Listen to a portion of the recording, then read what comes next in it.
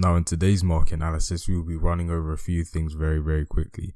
Now, before we get started, I would just like to state that, as always, all content posted on this channel is for educational purposes only. Now, the first pair I'd like to have a look at is US dollar CAD on the daily chart.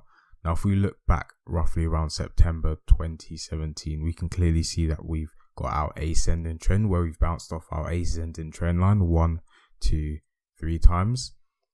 And our top line of our ascending trend 1, 2, 3 times also.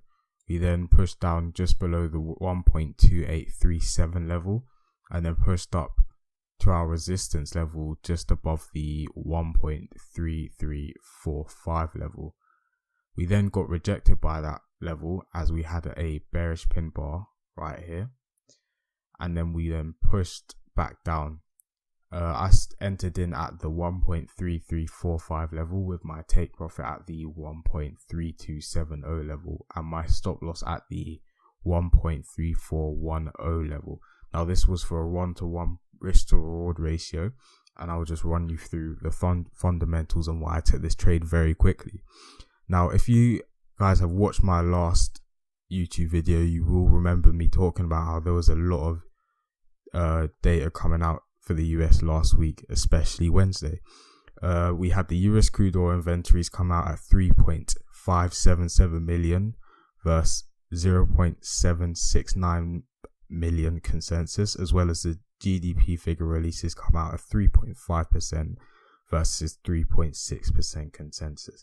So there was a lot of weakness in the US dollar on Wednesday, and that is when I went short on this position and we did hit take profit.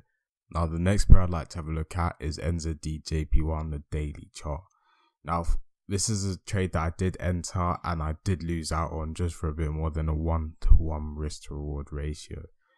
Now, if we go to the weekly chart, we can clearly see roughly around July 2017 is where we started our descending trend, where we bounced off our descending trend line 1, 2, 3, 4 times. On the 4th time is where we broke through. We also have our 200, our 50 and our 20 EMA on the chart.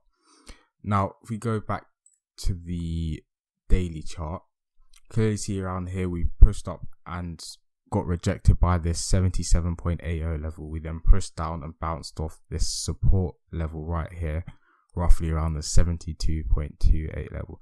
We then pushed up again, retesting that resistance level and failed to break through. Now, this is where I went short.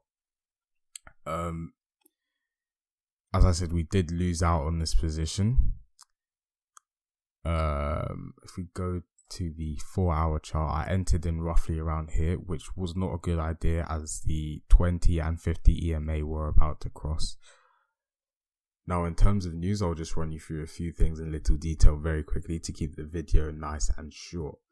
Now, last week we did have the Bank of England stress test results, which the banks did pass.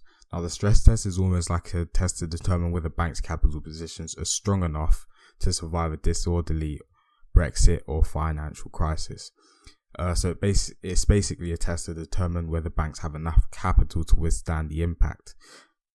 Theresa May also said that she spoke to Donald Trump last week at the G20 summit meeting and said that we could do a trade deal with the US. Now, in addition to that, the US and China have agreed to put any new trade tariffs on hold for the next 90 days, and gold has now risen to a 1-month high. Apart from that, please like, subscribe and comment. Thank you for listening.